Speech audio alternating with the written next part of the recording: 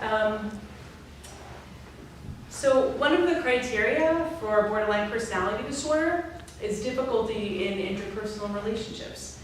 And so today we want to explore the symptom of BPD by asking those with lived experience about their real life experiences of managing BPD in different types of relationships.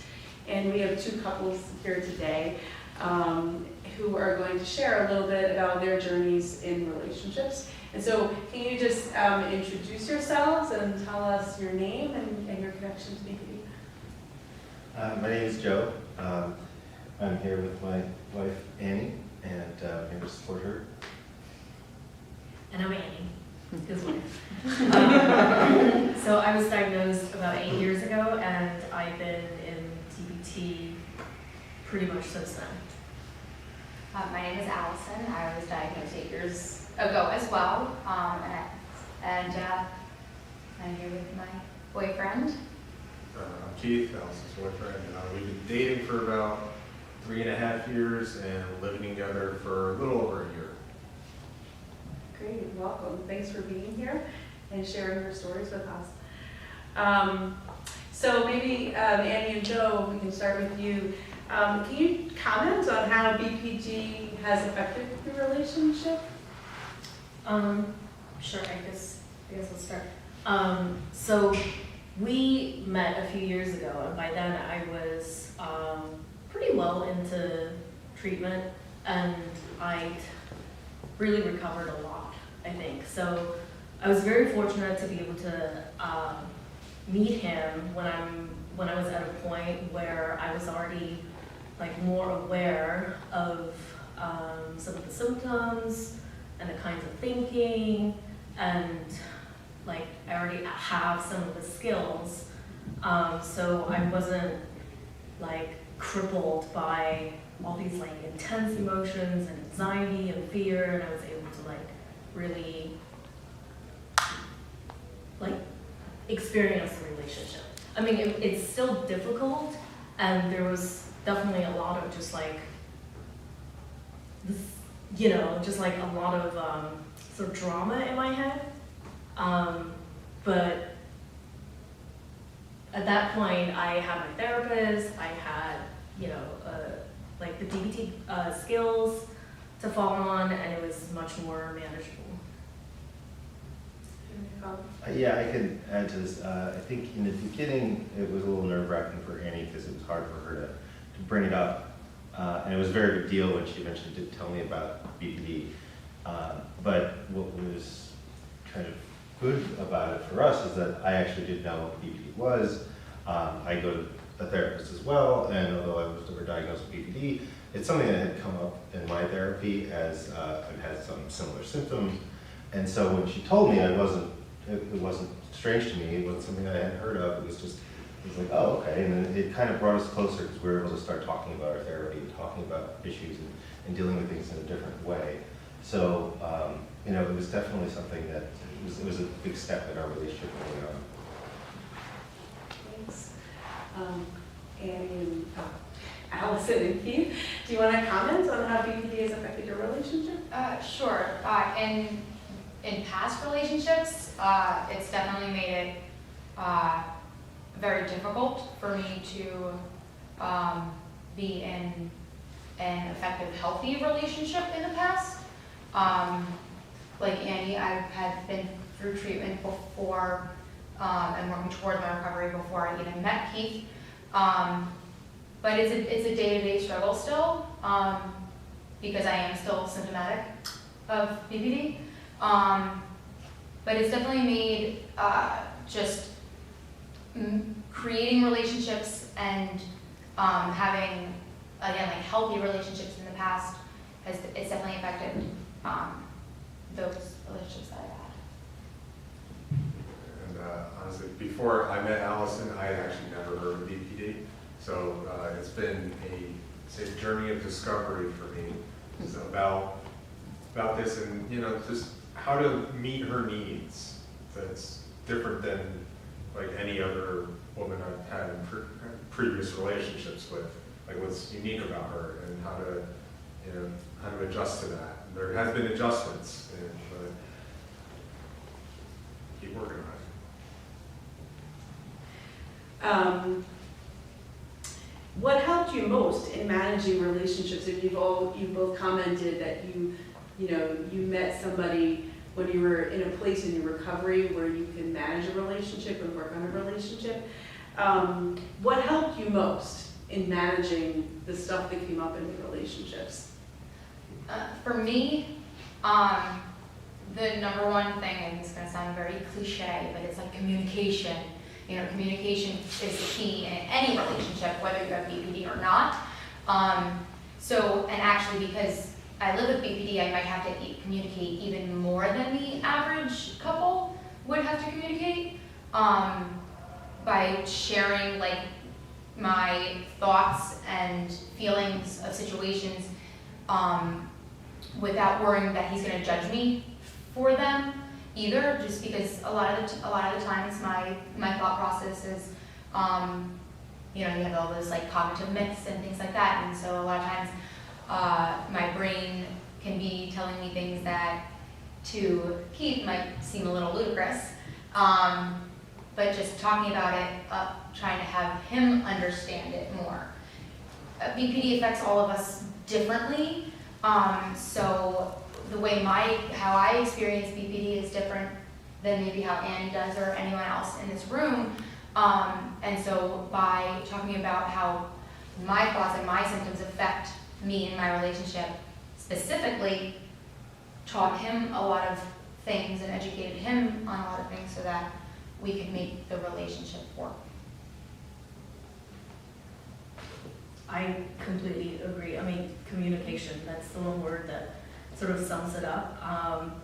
For us, I think what really, the two things that are most important that sort of stand out to me are one, communicating how sort of my mind works, like how I get sometimes from seemingly unrelated points, where it goes from like one point and it just escalates to something else which seems completely out of place. So if I kind of follow my DBT training and kind of like trace it back, and we can kind of analyze it a little every time, he understands better and better of how I think. And that's something that we can like sort of both be aware of, like if it happens again. So like if we had an argument or something, or like, I don't know, if like a conversation sort of went off rail, first of all, there's like the stop skill, right? Like you freeze before you make the situation any worse. And then I sort of like think back to where it went wrong, and then we would discuss it. And it would be like, oh, I made an assumption there, or like that was a cognitive distortion, and then we kind of problem solve and we go, okay, in the future, let's put like this procedure in place, and da-da-da-da. So that sort of thing. And then, so the second thing in terms of communication that's really helped us is we sort of set up a system for when I'm like either confused or dysregulated. Like I still have a lot of trouble identifying my emotions, and sometimes I don't know what's going on, and just based on behavior, based on how, like what he knows about me, he sometimes picks up like behavioral patterns before I do, like, and he'll be able to sort of be like, oh, like you're going around really fast right now, or something like that, or like you've been cleaning for 3 days straight. And sometimes like when it's really confusing and I can't really communicate, I'll just say, I feel really weird, or like I feel funny, or I feel like I'm gonna explode, and it's just kind of like this understanding, and it's so important. And I just add on, like, from my point of view, it's the communication is definitely right on, but it's also knowing when not to communicate. I'm very much somebody that has trouble when I see a problem. I know that she's in distress of some kind. I need to fix it, and I go out of my mind until I can fix it. But I've had to learn to just let it sit sometimes and let her be, and give her some space, and end the conversation, even though you have so much more to say, and just wait that 24 hours, and literally 9 times out of 10 it goes away. It kind of fixes itself. She gets some more time to think about things, I get some more time to think about things. Yeah. It really helps. When DBT, it gives it time for like DBT skills to kick in. Any other comments on that question?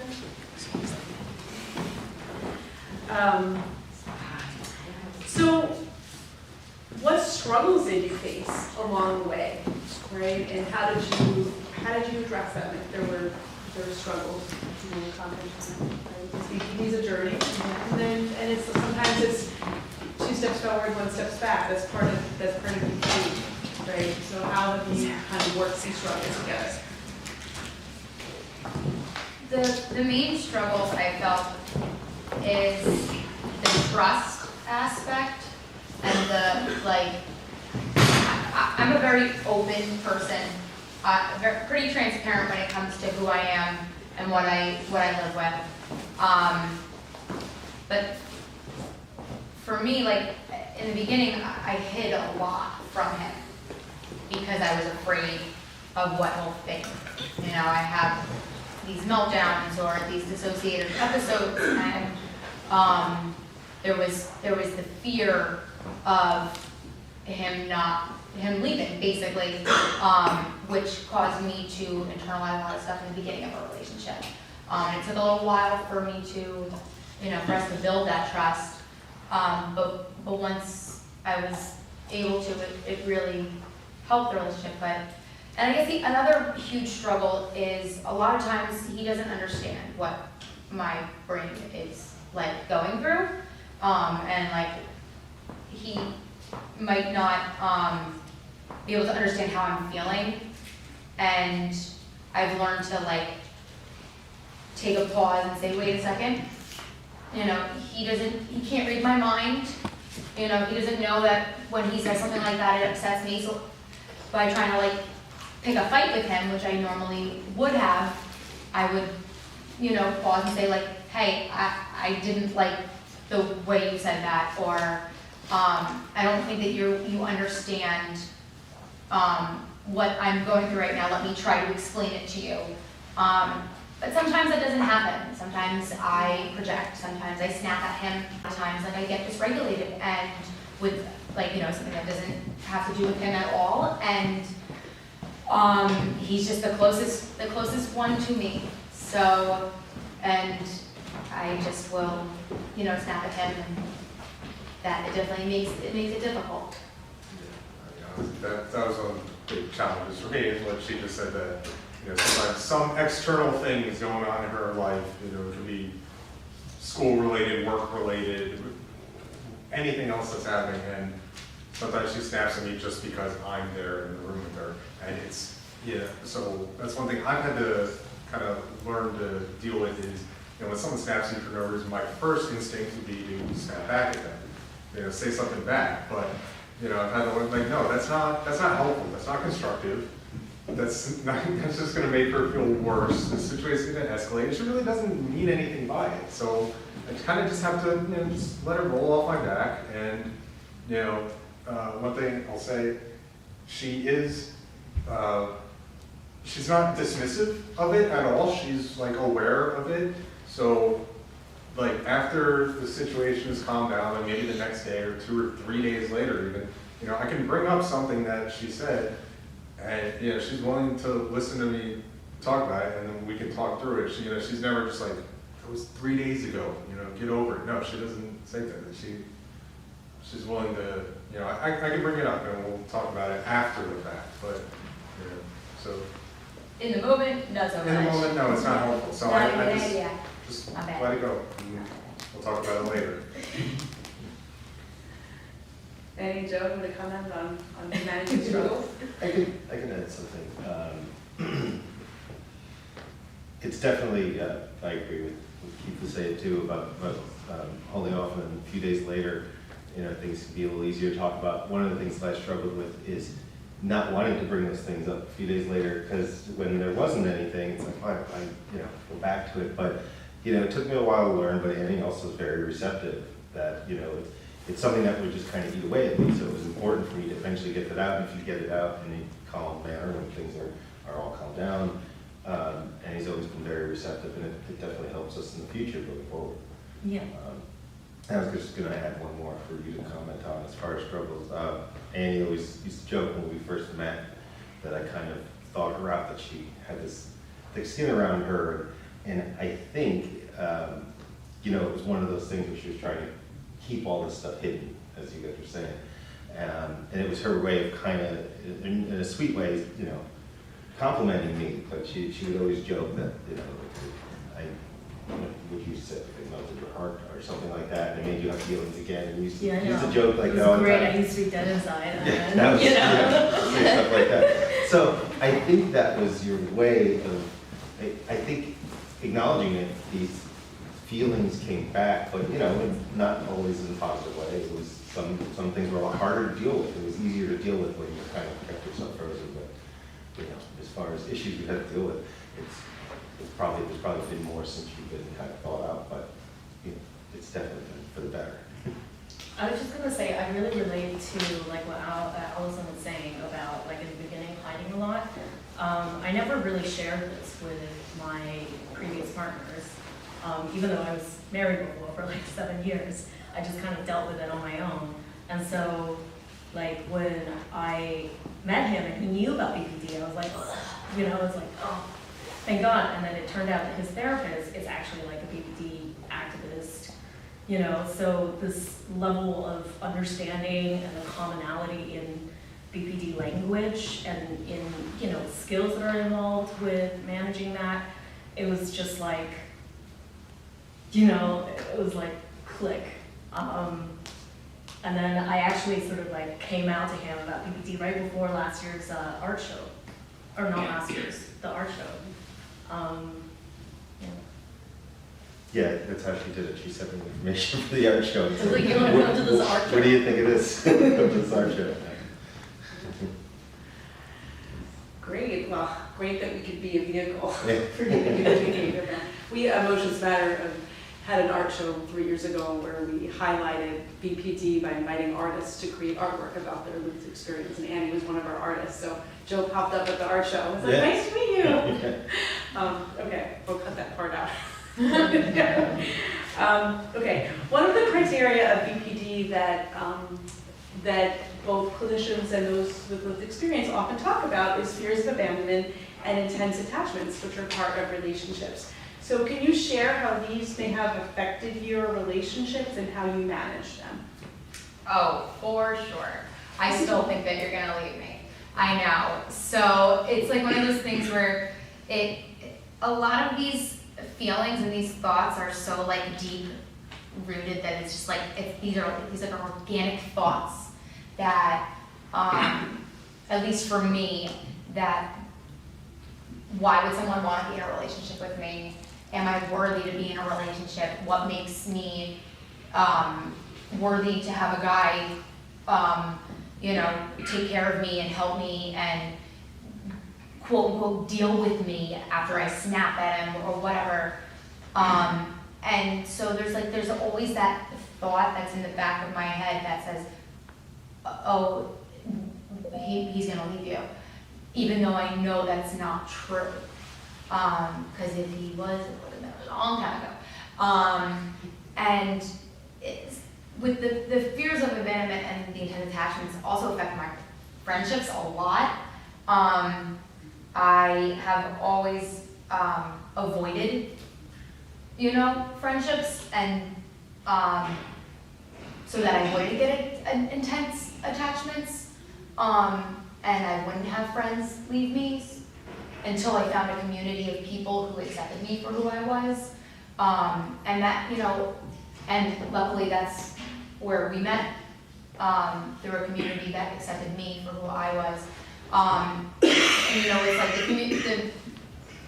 community's not gonna just come to you. You have to go out to find people that are gonna understand that you are a more intense human being than the average person, right?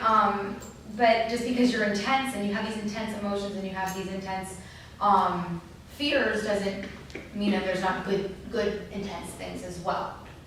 So, yeah, that's that. You know, it was one of the things it's been a little bit of an adjustment for me too, because that sometimes,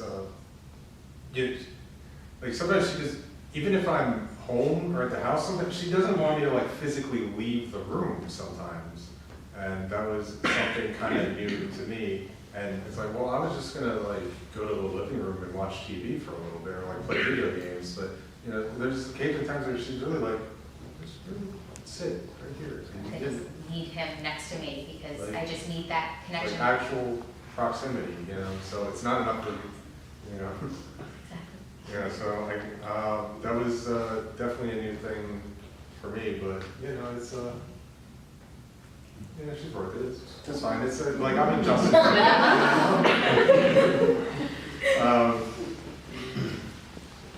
Let's see, the fear of abandonment thing, I kind of, like what we were saying before, I kind of feel like for a long time, I was sort of just frozen. So instead of having to tolerate the anxiety and the fear of abandonment or rejection, I'd rather not feel it at all. So I just kind of like was alone, even while being in relationships. It was sort of like aloneness protected me, and that came with, you know, not feeling and not experiencing a lot of stuff and sort of missing out. To the extent that, like, for instance, I don't want to see good movies because they'll make me feel something, and God knows, like, what can of worms that would open, you know? So, like, with this relationship, just kind of sharing this, just like, sort of learning to not so much depend on somebody, but like, share it with somebody and trust that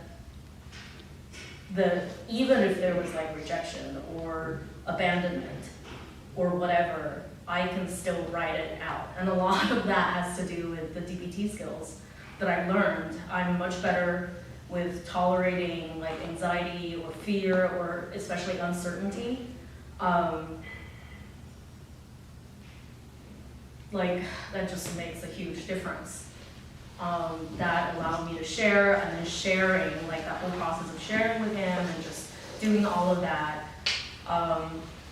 actually sort of washed away this like fear of abandonment. It turned out that that wasn't an issue in our relationship because I shared. Yeah, it's kind of paradoxical, but it's like, but it worked for me.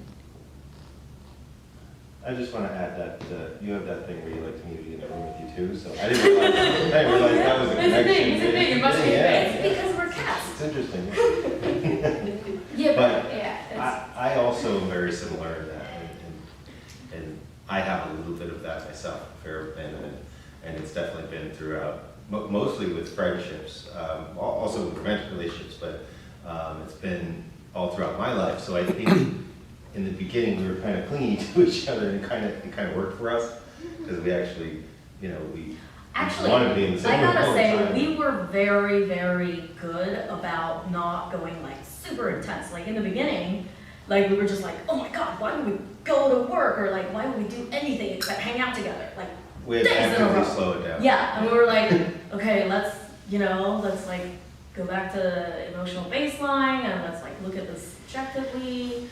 And then I think that really like gave us a chance to start a relationship in a healthy way. Mhm. Yeah. Okay, so this is the last question.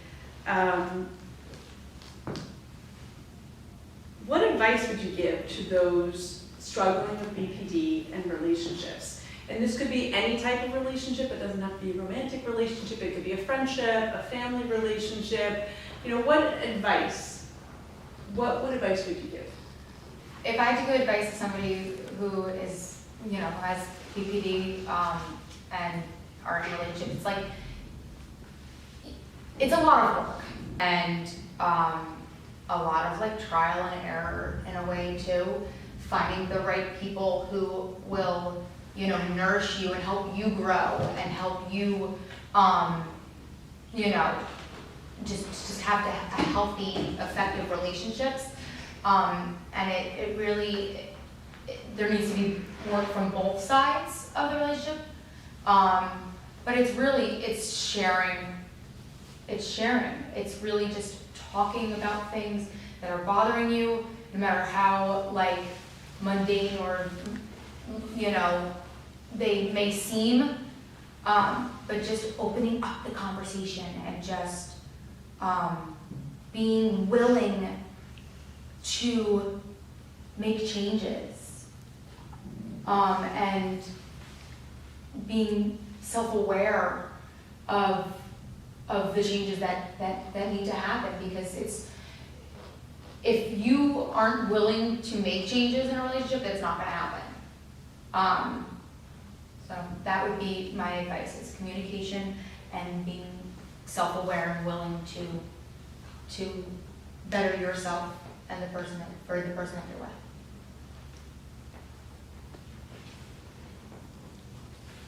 Yeah, sure. Options, advice, what Um, advice would you give?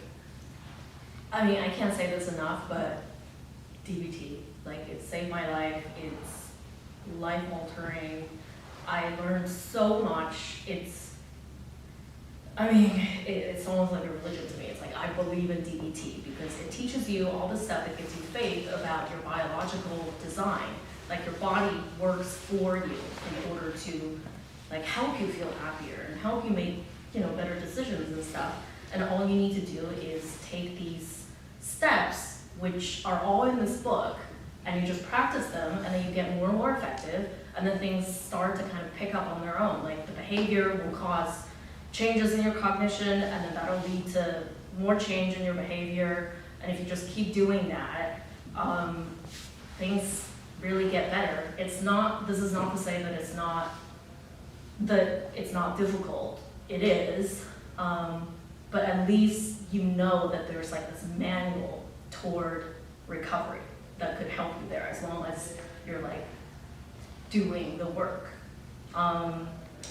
I think in terms of just like, not just in relationships, but just in general, like whether it's friendships or romantic relationships, I think it's really important. Like, the turning point for me was to like first be okay with, like, be whole by myself. Like for instance, with dating, like, I finally understood that in order for a healthy relationship to start, you have to be at a point where you're not, like, where you're completely whole and fine alone. Like, even without a relationship, even without this friendship or that relationship, I'm totally fine. I don't need somebody to answer my text. I don't need somebody to be there for me. I can manage it. It's a plus that they do. I think only at that point you can really make sound decisions about that particular relationship. And DBT has really helped me with like building that core, with tolerating all these things that I couldn't tolerate before, with managing and regulating all these intense like emotions, and, you know, not to mention like maladaptive behavior. So go to your DBT skills group. Just add in, you know, a lot of the skills and things that Annie talks about and just talked to me about in DBT, and it's good for everybody. It's not just for people that have BPD. There's a lot of good stuff in there in general, and it's good. One of the things that I learned about when we first started dating was how to kind of take care of myself, and a lot of those skills are there to help you take care of yourself as well. And it's very important to remember when things do go awry, if we have an argument or something, to also take inventory of like how you're feeling and how you're dealing with this. And you can't always just chalk it up to, well, she has BPD, so, you know, because I think I'm right, she thinks she's right, but I have like, you know, I just wait till she figures out that she's wrong. You gotta take inventory of yourself as well, and acknowledge that, you know, you still make mistakes. And so I guess, you know, for anybody that lives with somebody with BPD, I would say still, you still kind of have to cover your bases. You have to take care of yourself, and you have to think about what your role is in this. And we have a lot of arguments that are just regular married couple arguments that have nothing to do with it, and we just need to know when to identify that's what it is, or if we have to talk about it because it's a bigger thing. And But with those, you can use DBT skills. yeah, no matter what, you can For still better use it. communication, dear man. You know? But because the thing is, like, sorry, is that with each argument, it's almost like a bug report, right? Like every new, like, what is it, addition of like the operating system, like for Apple, for phones, is better because they're like submitting bug reports. So like bug reports happen when you have an argument and you realize, okay, this is not running smoothly, how do I fix this? And then you put it on the next edition. You're like, okay, so the next time something like this happens, we have this procedure in place and like we know not to say this or whatever, you know? Yeah, and that's where I say, like, sometimes, honey, it's just I didn't feel like eating sushi for dinner and it's nothing else. or did it come from some other place? but we have to be conscious of what, exactly what's going on. The only thing I would add, like I said before, I didn't know what BPD was before I met her. So the best resource for learning about it is her. Listening to her, because we said everybody experienced it differently. There's no textbook behavioral guide to how to have BPD or how to be in a relationship with someone that hasn't. We can discuss it, but there's no specific checklist to follow, no correct formula. So If only. So yeah, that's I read. She gave me a bunch of educational material that I read. Some of it's from this group. I did my own research on the internet. But researching anything on the internet, you're always going to take it with a grain of salt. People write all kinds of stuff there, so you don't take it too seriously. But and she alluded to it before. We're pretty different. Our just general thought processes in life. I'm emotional and he's rational. Together we make one wise mind. So, I don't always understand what's going on in her head, I'm a mechanical engineer. My brain is always, very logical problem solver kind of thing. I work with robots all day. So I don't always understand what she's going through, but I just have to just accept it and be like, okay, I don't get it, but that's fine, and we're gonna roll with it. Well, I want to thank Keith, Allison, Annie, and Joe for being so honest with their stories tonight.